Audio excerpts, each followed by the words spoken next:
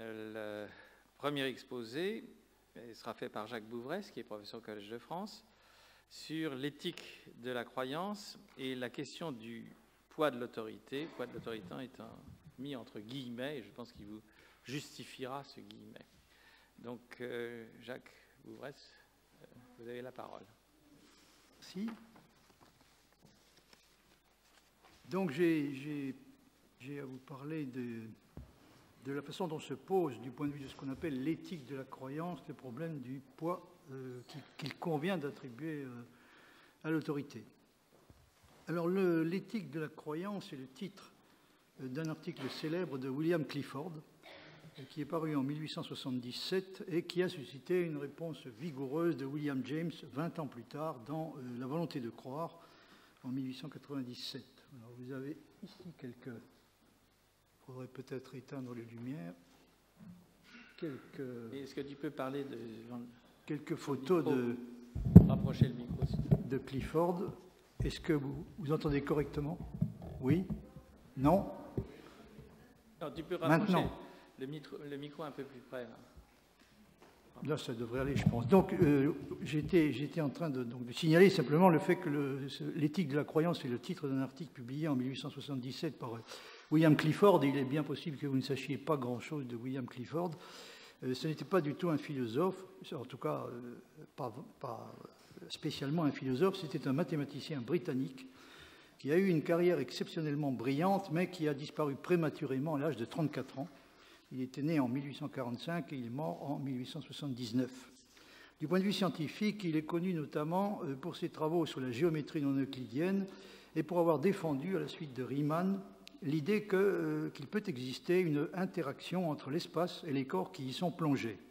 De sorte que la matière et l'énergie pourraient, d'après Clifford, n'être finalement rien d'autre que deux types différents de courbures de l'espace. Donc il avait, en matière de théorie de la gravitation, des idées tout à fait modernes. Comme leur nom l'indique, c'est également lui qui est à l'origine de ce qu'on appelle les algèbres de Clifford. Comme philosophe, il est connu, lorsqu'il l'est encore aujourd'hui, essentiellement pour avoir écrit l'article que j'ai mentionné, donc l'éthique de la croyance, bien que son œuvre philosophique et épistémologique soit loin de se limiter à cela. Je précise que cet article, l'éthique de la croyance, est disponible dans ce recueil qui s'appelle l'éthique de la croyance et autres essais.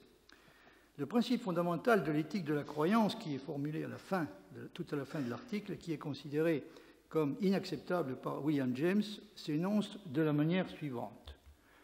Il est mauvais, dans tous les cas, de croire sur des éléments de preuve insuffisants. Bon, je traduis par des éléments de preuve insuffisants l'expression anglaise « on insufficient evidence », qui est très difficile à traduire. Donc, il est mauvais, dans tous les cas, de croire sur des éléments de preuve insuffisants. Et là où c'est de la présomption de douter et de chercher, c'est pire que de la présomption de croire. Je n'ai pas le temps de m'attarder sur le fait que William Clifford était en fait un libre penseur militant et que le principe fondamental de son éthique de la croyance était dirigé tout à fait clairement contre la croyance religieuse. Il pensait que la croyance religieuse ne survivrait pas à une application conséquente de ce principe. Il est moralement répréhensible de croire sur des éléments de preuve insuffisants. William James a objecté à Clifford qu'accepter un principe, enfin il lui a objecté post-mortem évidemment, puisqu'il était mort depuis longtemps, depuis 1879, il lui a objecté qu'accepter un principe de cette sorte reviendrait à se comporter, et c'est ce que fait, d'après lui, Clifford, à peu près comme un général qui passe en revue ses troupes, mais s'abstient prudemment de les envoyer au combat.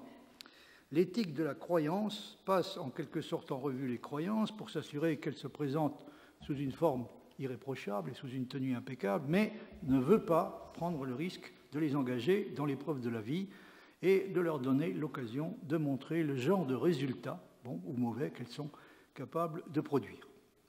Pour ne pas faire de Clifford un auteur qui a une idée beaucoup trop simple, pour ne pas dire simpliste, de la situation réelle, il est important de citer dès maintenant les deux autres principes qui sont formulés, avant celui auquel j'ai fait référence, qui sont formulés dans la conclusion de l'article. Alors oui, j'ai oublié de vous indiquer que la position de Clifford est évidemment à mettre en rapport avec le principe que formule Hume dans l'enquête sur l'entendement humain. Un homme sage proportionne sa croyance to the evidence, c'est-à-dire aux éléments de preuve disponible. Mais évidemment, Clifford ajoute à ça quelque chose d'important. Hume dit il n'est pas sage de croire quand il n'y a pas de preuves. Clifford ajoute que c'est immoral. Ce n'est pas seulement un manque de sagesse, mais c'est également une déficience du point de vue moral que d'accepter de croire sur des éléments de preuve insuffisants. Alors donc il y a deux autres principes qui sont formulés avant celui que j'ai cité et qui s'énoncent de la manière suivante. Nous pouvons croire ce qui va au-delà de notre expérience seulement quand il est inféré de cette expérience en assumant que ce que nous ne connaissons pas est semblable à ce que nous connaissons. Donc on peut raisonner, il est permis du point de vue de l'éthique de la croyance et même conseillé de raisonner de façon inductive en tablant sur une sorte d'uniformité du cours de la nature et sur le fait donc qu'il est raisonnable de s'attendre à ce que les cas que nous ne connaissons pas ressemblent de façon suffisante à ceux que nous connaissons. Et puis il y a le principe qui nous intéresse plus particulièrement ici, qui s'énonce comme suit: nous pouvons croire l'assertion d'une autre personne quand il y a une raison raisonnable qui permet de supposer qu'il connaît le sujet dont il parle et qu'il dit la vérité pour autant qu'il la connaît. La restriction pour autant qu'il la connaît est évidemment essentielle. Et bien sûr, si on ne retenait que le premier des principes que j'ai cité, que j'ai mentionné, on serait tenté d'objecter immédiatement à Clifford que nous sommes obligés dans les faits en matière de croyance de nous fier à une multitude d'autorités dont nous n'avons pas la possibilité d'examiner et de tester réellement les affirmations. On pourrait citer, à titre d'exemple, ce que dit sur ce point Wittgenstein dans De la certitude. J'ai appris une masse de choses et accepté cela sur la foi de l'autorité de certains hommes et ensuite trouvé par ma propre expérience maintes choses confirmées ou invalidées.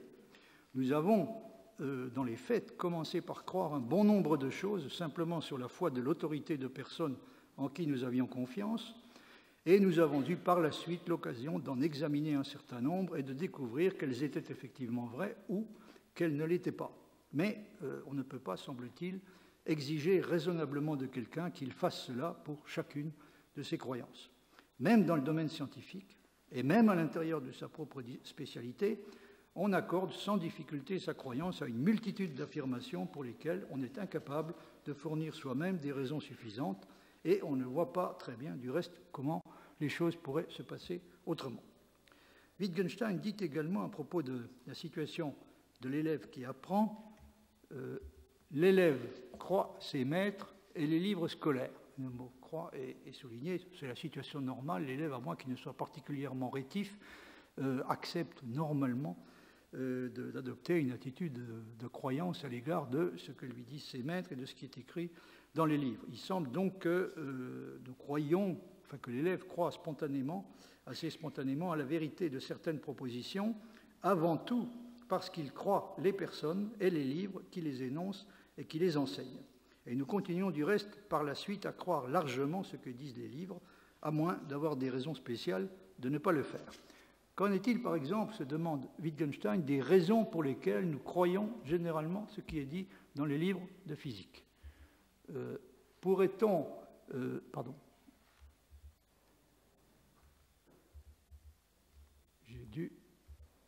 je croyais avoir ces diapositives, apparemment je ne l'ai pas, je vais vous citer quand même le passage. Quelle espèce de raison ai-je, se demande Wittgenstein, de faire confiance aux manuels de physique expérimentale? Je n'ai pas de raison de ne pas leur faire confiance. Donc c'est surtout que, sauf raison spéciale, on leur fait confiance, et je leur fais confiance. Je sais comment sont produits les livres de cette sorte, ou plutôt je crois le savoir.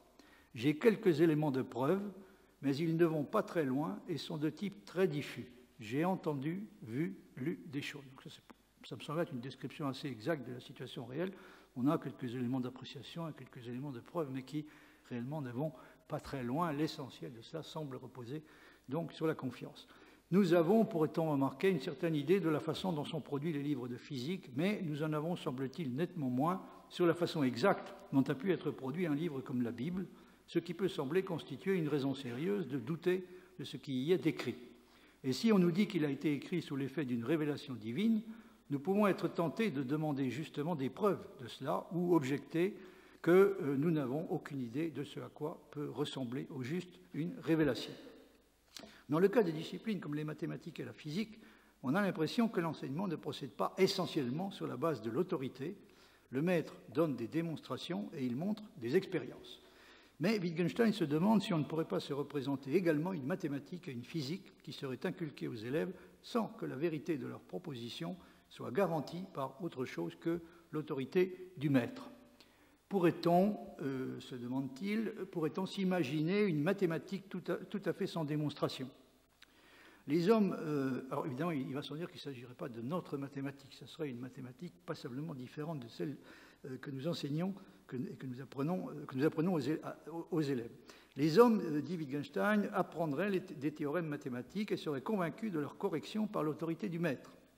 Pourrait-on s'imaginer que la physique soit enseignée de cette façon ? L'élève aurait le droit de voir des appareils, mais pas d'expérience. On lui dirait, si on connecte ces fils de telle ou telle façon, et abaisse ensuite ce levier, alors cette aiguille dévie, etc.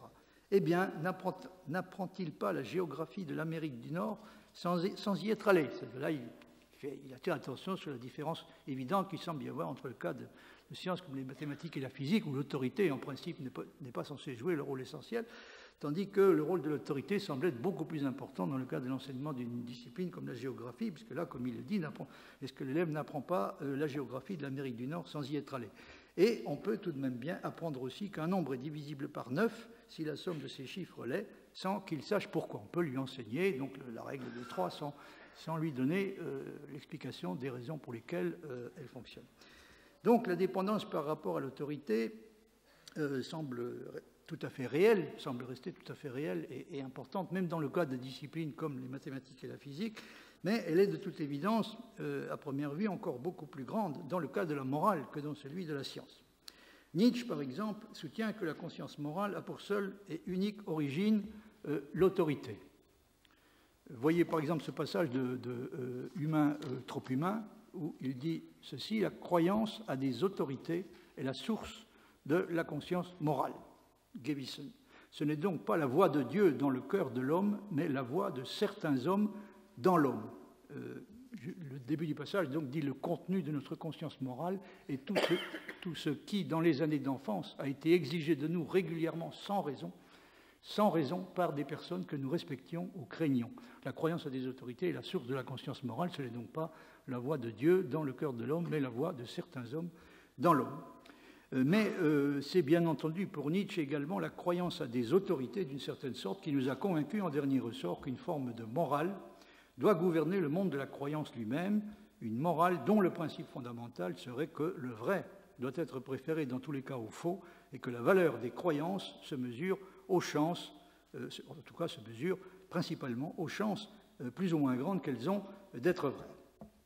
Une difficulté évidente à laquelle semble se heurter à première vue l'idée d'une éthique de la croyance, comprise à la façon de Clifford, est que nous sommes, pour les besoins de la vie pratique, obligés de croire à chaque instant bien au-delà des raisons que nous pouvons fournir. Wittgenstein constate par exemple, formule la question suivante, qui est bien sûr purement rhétorique, ne devons-nous pas à chaque pas dire « je crois cela » avec détermination ? Et il faut ajouter à cela le fait que, de toute façon, l'effort de justification est contraint de s'arrêter tôt ou tard à des croyances qui ne peuvent plus être justifiées. Comme le dit Wittgenstein, au fondement de la croyance justifiée, il y a la croyance non justifiée. Et on peut, évidemment, du point de vue philosophique, être tenté de considérer le fait que la croyance est pour une part essentielle le produit de l'autorité et de l'habitude, on peut être tenté de considérer cela comme une preuve qu'elle est fondamentalement sans raison. Nietzsche dit dans Humain, trop humain, une formule assez étonnante, que l'accoutumance, Angewöhnung, l'accoutumance à des principes intellectuels sans raison, on appelle cela croyance. Donc, oui, c'est tout à fait clair, il y a une quantité considérable de croyances et c'est même encore plus évident dans le cas des croyances les plus fondamentales qui sont absolument sans raison. Alors une réaction possible à cette constatation de Nietzsche serait de remarquer que la question de la justification se trouve ainsi simplement déplacée de la croyance vers l'autorité qui la fonde. La croyance peut être justifiée si l'autorité sur laquelle elle s'appuie peut l'être, autrement dit si elle a une légitimité qui peut être reconnue. Mais dans quelle mesure l'autorité peut-elle à la fois remplir la fonction qui est censée être la sienne, qui est à savoir précisément une fonction d'autorité, et être justifiée? Sur ce point, la réponse de Nietzsche est tout à fait claire. Il soutient qu'une autorité qui consent à donner des raisons, et même se considère comme tenue de le faire, est déjà une autorité affaiblie. Elle n'est même plus vraiment une autorité, puisque le propre de toute autorité digne de ce nom est justement de ne pas avoir à donner des raisons. On peut penser que c'est le risque que court en particulier l'autorité religieuse quand, au lieu de continuer à s'affirmer purement et simplement, elle éprouve le besoin de se justifier. Vous voyez par exemple ce que dit sur ce point Heine. Dès lors qu'une religion cherche de l'aide auprès de la philosophie, son déclin est inévitable. Elle cherche à se défendre et s'enfonce de plus en plus profondément dans le verbiage qui cause sa ruine. La religion, comme tout absolutisme, ne doit pas se justifier. On est évidemment loin aujourd'hui de cette façon de considérer les choses. Mais c'est en tout cas exactement le genre de choses que pensait Nietzsche, le propre de l'autorité d'une autorité digne de ce nom, et de ne pas essayer de se justifier, et de ne pas avoir, c'est de commander. Elle n'est pas tenue de fournir des justifications. Pour Nietzsche, dont le moins qu'on puisse dire est que l'idée de l'autorité absolue ne le scandalise pas vraiment, il n'est pas possible de considérer autrement que comme une phase de déclin, celle au cours de laquelle le principe plébéien de la dialectique a commencé, avec Socrate, à prendre le pas sur le principe aristocratique de l'autorité proprement dite. Vous voyez par exemple ce passage très typique où il est question de Socrate. Avec Socrate, le goût grec tourne en faveur de la dialectique. Que se produit-il là véritablement? Avant tout, un goût noble se trouve par là vaincu, la populace, donc il insiste sur le caractère plébéien et même populacier de la dialectique. La populace avec la dialectique arrive en haut. Avant Socrate, on récusait dans la bonne société les manières dialectiques. Elles passaient pour de mauvaises manières. Elles mettaient à nu. On mettait en garde la jeunesse contre elles. On se méfiait également de toute présentation de ces raisons, comme celle-là. Les choses honnêtes, comme les gens honnêtes, ne tiennent pas ainsi leurs raisons à la main. Il est malséant de montrer tous ces saints doigts. Ce qui doit d'abord pouvoir être démontré est de peu de valeur. Donc ce qui doit d'abord être démontré n'a pas grande valeur. Partout où l'autorité fait encore partie des bonnes mœurs, on ne justifie pas, mais commande. Partout où l'autorité fait encore partie des bonnes manières, on ne justifie pas, mais commande.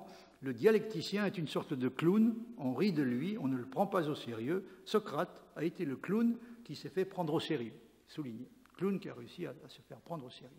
Le problème que nous avons actuellement avec la question de l'autorité n'est donc pas très difficile, me semble-t-il, à formuler. Nous vivons dans des sociétés rationalistes démocratiques où aucune autorité ne semble pouvoir s'imposer si elle n'est pas en mesure de fournir ses raisons, et en même temps nous sautons obscurément que ce processus pourrait bien finir par être fatal à la notion même de l'autorité, et nous rêvons, en tout cas certains rêvent, du rétablissement d'une forme d'autorité, une autorité en quelque sorte au sens nietzschéen, une autorité qui en serait véritablement une et n'aurait par conséquent pas à fournir des raisons quelconques. Nietzsche parle de, je cite, la dureté et l'égoïsme dans toute autorité. Et il pense il doute fortement que l'autorité puisse devenir sensible et altruiste au point de consentir à s'expliquer sur ce qu'elle ordonne au lieu de se contenter de l'ordonner purement et simplement. Donc il pense que si elle ne peut pas commencer à consentir à s'expliquer, à essayer de s'expliquer sur ce qu'elle ordonne, sans renoncer du même coup à exister réellement en tant qu'autorité, en tout cas qu'autorité proprement dite. Dans le cas de la connaissance, il semble que pour un certain nombre de propositions, dont certaines occupent justement une position fondamentale dans notre système, je sais signifie également j'ai appris, ou peut-être plus exactement on m'a appris et j'ai été convaincu.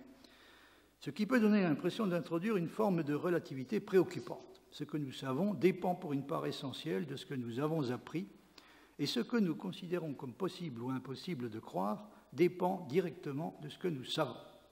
Il y a des choses que nous ne pouvons pas croire parce qu'elles sont en contradiction avec tout ce que nous savons, donc en dernier ressort avec ce que nous avons appris, mais qui sont des choses que peut-être des hommes d'une autre culture pourraient croire sans que nous ayons les moyens réels de les convaincre qu'ils ont tort. Wittgenstein, qui a rédigé ses notes sur la certitude dans les dernières années de sa vie, donc à la fin des années 40 et au début des années 50, prend l'exemple de l'impossibilité dans laquelle un homme ayant le genre de culture scientifique et technique que nous avons, il prend donc l'exemple l'exemple d'un homme qui aurait refusé de croire, à cette époque-là, bien sûr, il faut le préciser, quelqu'un qui aurait affirmé qu'il était allé sur la Lune. Il n'aurait pas pu le croire. Pour quelle raison? Wittgenstein donne la réponse suivante. Si nous pensons dans notre système, alors il est certain qu'aucun homme n'est jamais allé sur la Lune. Encore une fois, c'était dans les années 50. Non seulement une chose de cette sorte ne nous a jamais été rapportée sérieusement par des gens raisonnables, mais tout notre système de physique nous interdit de croire cela. Car cela exige des réponses aux questions. Comment a-t-il vaincu la force de pesanteur? Comment pouvait-il vivre sans atmosphère? Et 1000 autres auxquelles on ne pouvait pas répondre. Mais que se passerait-il si, à la place de toutes ces réponses, on nous répliquait « Nous ne savons pas comment on va sur la Lune, mais ceux qui y vont savent aussitôt qu'ils y sont, et même toi, tu ne peux pas tout expliquer. » De quelqu'un qui dirait cela, nous nous sentirions intellectuellement très éloignés. En effet. Alors, de façon générale, constate Wittgenstein, les enfants se laissent persuader assez facilement de la vérité de ce que leur enseignent les adultes. Ils changent parfois un peu d'attitude par la suite, et il est clair, semble-t-il, qu'un autre enseignement signifierait un autre système de certitude et de doute et d'autres possibilités ou impossibilités de croire. Vous voyez par exemple ce que Wittgenstein dit à propos de ce qui se passerait dans une situation du type suivant. Un adulte aurait raconté à un enfant qu'il était allé sur la Lune. L'enfant me raconte cela et je dis « Cela n'a été qu'une plaisanterie. Un tel n'est pas allé sur la Lune, personne n'est allé sur la Lune se trouve loin de nous et on ne peut pas monter ou voler jusque-là. Si maintenant l'enfant s'obstine, il y a peut-être tout de même une façon d'aller là-bas et elle est seulement ignorée de moi, etc. Donc, je ne sais pas tout. Que pourrais-je répondre? Que pourrais-je répondre aux adultes d'une tribu qui croit que des gens vont parfois sur la Lune, peut-être interprètent-ils leurs rêves de cette façon, et qui admettent assurément qu'on ne peut pas monter ou voler jusqu'à elle par des moyens ordinaires. Il peut toujours y avoir des moyens extraordinaires. Mais un enfant ordinaire ne restera pas accroché à une croyance de cette sorte et sera bientôt convaincu de ce que nous lui enseignons. Est-ce que ce n'est pas totalement comme le fait qu'on peut inculquer à un enfant la croyance en Dieu ou celle qu'il n'y a pas de Dieu, et il pourra avancer selon les cas des raisons qui semblent valables pour l'une ou l'autre de ces deux choses. Fin de citation. Alors évidemment, il faudrait discuter longuement la question de savoir si ces deux cas sont réellement aussi semblables que Wittgenstein pourrait donner l'impression de le suggérer. Une chose qu'il remarque aussi à propos de cette question, c'est que un enfant pourrait dire à un autre « Je sais que la Terre est vieille d'un bon nombre de siècles » et cela voudrait dire « Je l'ai appris ». Bien sûr, une proposition de cette sorte, si l'enfant affirme, est présente comme étant une chose qu'il sait, que la Terre est vieille depuis plusieurs siècles, ça ne peut pas vouloir dire grand-chose de plus qu'on me l'a enseigné. Mais il faut remarquer qu'il y a un bon nombre de choses que nous avons apprises, et un bon nombre de choses dont nous disons que nous les savons, alors qu'en réalité, il serait probablement plus honnête de dire simplement que nous les avons apprises. Mais nous avons tendance à oublier précisément que nous les avons apprises et nous nous contentons d'affirmer que nous les savons. Wittgenstein, je crois, résume assez bien ce qu'il cherche à nous faire comprendre à propos de la façon dont le savoir peut dépendre de l'acceptation de certaines autorités. Le savoir lui-même, je dis bien pas seulement la croyance, parce qu'on a tendance à penser que l'acceptation de certaines croyances dépend pour une part essentielle et dépend même parfois exclusivement de la confiance accordée à certaines autorités. Mais ce qui est en cause dans cette discussion, c'est le fait que le savoir lui-même, en dernier ressort, dépend pour une part importante de la confiance accordée à certaines autorités. Et sur ce point, donc, Wittgenstein, je crois, résume assez bien ce qu'il a en tête quand il dit « Le savoir se fonde à la fin sur la reconnaissance ». Le savoir se fonde à la fin sur la reconnaissance, et la reconnaissance signifie ici, pour une part importante, la reconnaissance de certaines autorités. L'éthique de la croyance se trouve donc confrontée sur ce point à un problème difficile. Dans la mesure où l'éthique de la croyance, précisément, nous demande de n'accepter que des croyances dont nous pouvons assumer personnellement la responsabilité, c'est-à-dire des croyances dont nous avons examiné nous-mêmes, dont nous avons pris la peine d'examiner nous-mêmes le bien fondé, c'est-à-dire des croyances à propos desquelles nous nous sommes demandé quelles sont exactement les raisons, sont-elles suffisantes, etc.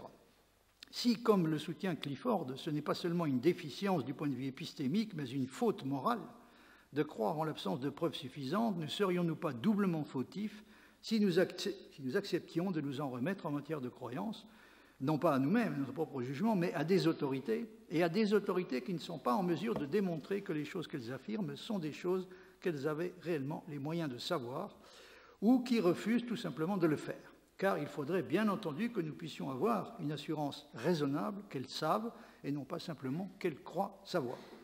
Alors, il y a toute une série de remarques chez Wittgenstein qui portent sur ce point. Par exemple, même quand la personne la plus digne de foi m'assure qu'elle sait souligner que les choses sont telles ou telles, cela ne peut pas à soi seul me convaincre qu'elle le sait, mais seulement qu'elle croit le savoir. C'est pourquoi l'assurance que donne Moore, qu'il sait, etc., ne peut pas nous intéresser. Bon, là, il fait allusion à la réfutation du scepticisme par Moore, qui est une question qui ne nous intéresse pas directement. Une autre remarque intéressante, donc celle que Wittgenstein fait à propos de ce qui se passe dans le cas du témoignage. Dans le cas du témoignage, évidemment, nous ne sommes pas du tout disposés à nous contenter de l'assurance que nous donne quelqu'un qui le sait. Au tribunal, la simple assurance du témoin « je sais » ne convaincrait personne. Il faut montrer que le témoin était en position de savoir. Dans ces conditions, c'est à nouveau Wittgenstein qui parle, il serait tout de même étrange que nous ne puissions pas ne pas croire la personne digne de foi qui dit « je ne peux pas me tromper » ou celle qui dit « je ne me trompe pas ». Nous ne sommes pas obligés de la croire sur la simple assurance qu'il nous donne, qu'il sait. Et pourtant, c'est, semble-t-il, une chose qui est exigée de nous fréquemment par des gens qui sont sûrs de savoir et qui, si l'on peut dire, ne croient pas simplement savoir, mais savent qu'ils savent, ou peut-être plus exactement, croient savoir qu'ils savent.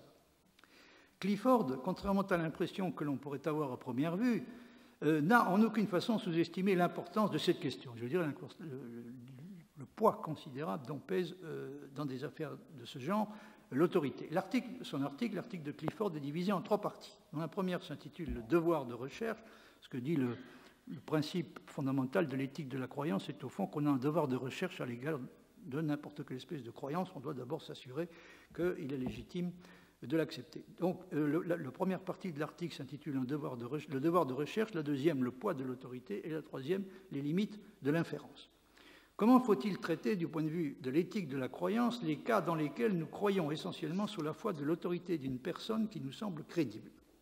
J'ai déjà donné une idée de la réponse de Clifford et elle peut être reformulée de façon plus précise de la manière suivante. Clifford dit « La bonté et la grandeur d'un homme ne nous justifient pas à accepter une croyance sous la caution de son autorité, à moins qu'il y ait des raisons raisonnables de supposer qu'il connaissait la vérité de ce qu'il disait. Et il ne peut pas y avoir de raison de supposer qu'un homme sait ce que nous, sans cesser d'être des hommes, ne pourrions pas être supposés vérifier. » Fin de citation. Ce qui est visé ici est bien entendu en premier lieu l'autorité de la révélation. Mais ceux qui pourraient être tentés de considérer Clifford comme un scientiste naïf auraient tout intérêt à méditer une autre des maximes qu'il formule en relation avec la question du poids de l'autorité, et qui fait partie cette fois de ce qu'on pourrait appeler l'éthique de la science. Il y a un article de Clifford qui s'appelle « L'éthique de la religion », mais bien qu'il n'ait pas écrit d'article qui porte comme titre « L'éthique de la science », il a écrit un bon nombre de choses qui vont tout à fait dans ce sens. Donc il y a aussi des principes éthiques auxquels les scientifiques sont censés se soumettre et qu'ils violent assez fréquemment.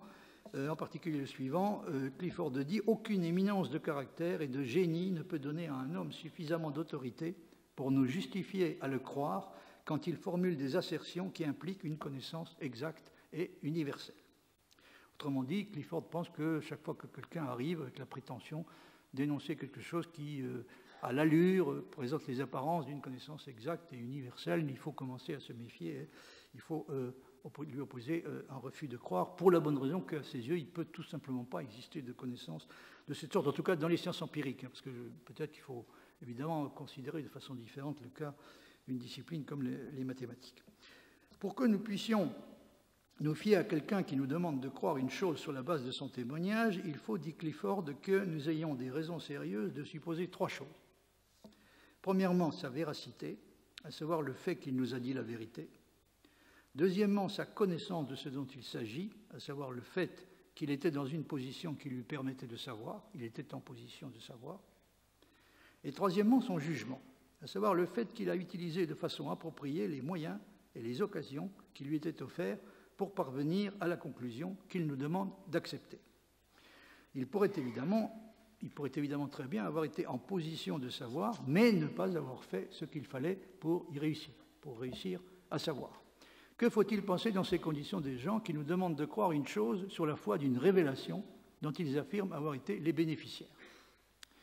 Clifford prend comme exemple le prophète Mahomet et soutient que s'il y a de bonnes raisons de croire que la première condition était satisfaite dans son cas, c'est-à-dire la condition de sincérité ou de véracité, il n'y a aucun moyen d'être sûr que les deux autres conditions ont été également satisfaites dans le cas précis. Le caractère de Mahomet, dit-il, est un élément de preuve excellent en faveur du fait qu'il était honnête et disait la vérité, pour autant qu'il la connaissait, mais ce n'est pas du tout un élément de preuve qu'il savait, un élément qui prouve qu'il savait ce qu'était la vérité.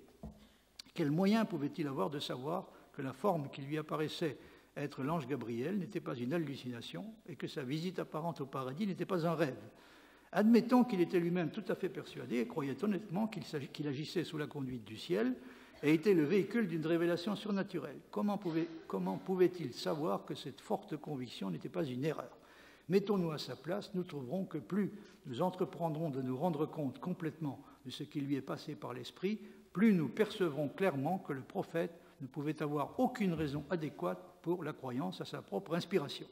Il est très probable que lui-même n'a jamais eu de doute sur ce sujet ou n'a jamais eu l'idée de se poser la question, mais nous sommes dans la position de ceux auxquels la question a été posée et qui sont tenus d'y répondre. Donc nous sommes tenus de répondre à la question, bien que lui, probablement, ne se la soit même pas posée. Alors ce que veut dire Clifford, et me semble-t-il ceci, si nous croyons à l'existence d'un être du genre de Dieu, il n'est certainement pas difficile de croire également qu'il a pu gratifier certains de nos semblables de la révélation directe de son existence.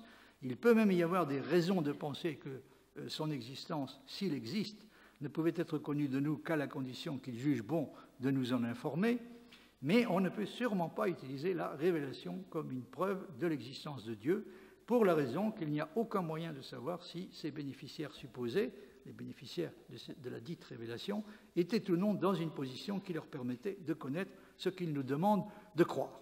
On ne peut pas obliger quelqu'un qui ne croit pas déjà au surnaturel à croire à la possibilité de connaître quelque chose par des moyens qui ne sont pas simplement humains, mais qui sont surnaturels. Alors si j'avais le temps, je vous parlerai un peu du genre de questions qu'on peut se poser si on applique le principe de Clifford à propos de l'attitude de quelqu'un comme l'actuel président des États-Unis, donc qui a décrit par le détail les conditions dans lesquelles il a été converti par l'évangéliste Billy Graham. Et je pense qu'il serait évidemment assez naïf de lui poser la question de Clifford, c'est-à-dire, mais comment pouvez-vous avoir été sûr? Et probablement ne vous êtes même pas posé la question de savoir s'il n'était pas victime d'une hallucination. Enfin, s'il était, comme dit Clifford, en position de connaître réellement ce qu'il vous a convaincu de croire. Alors évidemment, dans le cas de quelqu'un comme le président des États-Unis, il y a un problème un peu spécial qui se pose parce que tant que les croyances restent privées, bon, on peut estimer qu'elles ne sont pas en mesure de provoquer des dégâts sérieux, mais là, il s'agit de quelqu'un il s'agit d'un des hommes les plus puissants du monde et dont les convictions religieuses sont susceptibles d'intervenir de façon assez directe dans des décisions qui concernent tout le monde. Alors, ce que je voudrais simplement signaler à ce propos, c'est que Clifford est quelqu'un qui soutient fermement que la crédulité est un danger, en tout cas, est toujours susceptible de devenir un danger politique et social majeur. Et évidemment, c'est une idée à laquelle on est aujourd'hui peu favorable, parce qu'on a plutôt tendance à penser que le vrai danger, ce serait qu'il y ait des restrictions qui soient imposées, serait que des autorités quelconques se permettent d'imposer des restrictions à la liberté de croire ce qu'on veut, sans avoir à donner des raisons. Donc, du point de vue de l'éthique de la croyance, évidemment, cette tendance est une tendance qui a quelque chose d'un petit peu inquiétant, encore une fois, parce que Clifford pense que ce qui est le plus dangereux, c'est probablement la crédulité. Or, l'idée qu'on peut croire ce qu'on veut sans avoir à donner aucune espèce de raison qui va à l'encontre du principe fondamental de l'éthique de la croyance, cette idée ne peut constituer qu'un encouragement à l'incrédulité. Alors, comme il faut que j'en termine, je vais laisser passer un bon nombre de choses. J'aimerais, pour finir, si j'arrive à le retrouver, oui, vous citez un passage assez étonnant d'un échange qui a eu lieu entre le critique littéraire Charles Dubos, je vais citer pour une fois les critiques littéraires, et Gide, qui est rapporté par Charles Dubos lui-même dans son journal. Il dit ceci, comme je lui disais, comme il disait à Gide, je lui disais que malgré mon immense et invariable admiration pour Bossuet, il ne me paraissait pas très clairement pourquoi il le prenait comme l'autre colonne en face de Montaigne. Donc c'est Dubos qui s'étonne que Gide puisse revendiquer comme deux de ses références principales, en les mettant presque sur le même plan, Bossuet et Montaigne. Il dit c'est quand même pas tout à fait, ça risque d'être un petit peu contradictoire. Donc Bossuet, en tant que chrétien, dit Dubos, du point de vue purement intérieur, me paraissait tout de même dépassé par tant d'autres. Il me répondit, donc Gide répond, ah, mais ce n'est pas en tant que chrétien, c'est en tant que magistral exemple d'autorité. Bossuet est l'homme à qui vous ne pouvez pas concéder A sans qu'il vous tienne jusqu'à Z. Sous cet angle, je comprends très bien ce qu'il veut dire, et d'ailleurs, Gide, en ce moment, me paraît avoir moins besoin de l'élément chrétien que je ne l'ai peut-être jamais vu. Ceci devait reparaître à la fin de l'entretien. Ce qui se passe à la fin de l'entretien ne nous intéresse pas directement. Ce qui nous intéresse, c'est le fait que cet échange est un très bon exemple de la façon dont peut se poser un problème qui est le suivant. Si on se réfère à ce que dit Gide, si vous avez concédé A à quelqu'un et que Z est une conséquence logique de A, c'est, semble-t-il, l'autorité de la logique, et non pas celle de la personne concernée, qui vous tient, et qui vous oblige à admettre également Z. Mais ce n'est évidemment pas à cette autorité-là que pense en l'occurrence Gide. Je terminerai par conséquent, après avoir laissé de côté un bon nombre de choses sur lesquelles il aurait fallu s'étendre, en posant la question suivante. Faut-il ou non admettre que là où la vérité est présente et accessible, l'autorité n'est pas vraiment nécessaire, et là où l'autorité, en voulant dire par là l'autorité proprement dite, l'autorité au sens de Nietzsche, là où l'autorité est présente, c'est inversement la vérité qui n'est pas nécessaire et peut même être nuisible. Et cette question en suggère bien entendu immédiatement une autre. Quel est le manque qui en ce moment nous affecte le plus sérieusement et même peut-être le plus dangereusement? Est-ce que c'est le manque d'autorité qui est régulièrement déploré? Donc peut-être que la rentrée scolaire s'est effectuée sous le signe d'un retour à l'autorité. Le Figaro d'hier, je ne sais plus, ces jours derniers, titré en première page là-dessus, les 3/4 des parents pensent que le manque d'autorité est un des problèmes majeurs de l'enseignement. Donc quel est le manque qui nous menace, qui nous affecte le plus sérieusement? Est-ce que c'est le manque d'intérêt pour la vérité ou est-ce que c'est le manque d'autorité? Alors une dernière remarque, cette fois toute dernière, à propos du passage que j'ai cité, donc du dialogue que rapporte Charles Dubos. Il y a évidemment une distance considérable entre l'admiration qu'on peut éprouver pour l'autorité, ou peut-être plus exactement pour un exemple impressionnant d'autorité comme celui de Bossuet, et l'envie de s'y soumettre. Je ne pense pas qu'on puisse soupçonner Gide d'avoir eu envie de se soumettre de quelque façon que ce soit à l'autorité de quelqu'un comme Bossuet, mais en revanche, il éprouve une sorte d'admiration dont personnellement je suis totalement incapable, je l'avoue, pour cet exemple d'autorité. Est-ce qu'il faut dire d'autorité ou d'autoritarisme? Je ne sais pas trop. Mais il y a en tout cas une distance entre l'admiration qu'on peut éprouver pour l'exercice de l'autorité, dans certains cas, c'est-à-dire l'admiration qu'on peut éprouver pour des gens qui sont capables de commander et d'imposer leur volonté. C'est toujours un petit peu fascinant, pour certains, pas pour moi, mais pour beaucoup de gens ça l'est. Et puis il y a une distance considérable entre ça et le fait d'éprouver un respect pour l'autorité et une envie de s'y soumettre. Et sur ce point-là également, il y a une différence considérable entre ce qu'on peut appeler un respect équilibré et réfléchi de l'autorité, qui est une chose qui est indispensable, et la volonté de se soumettre de façon aveugle et inconditionnelle à la dite autorité. Mais évidemment, sur ce genre de distinction, il aurait fallu que je puisse vous en dire beaucoup plus, et j'ai l'impression d'avoir déjà dépassé le temps qui m'était imparti. Par conséquent, j'en termine à présent, et je vous remercie de votre attention.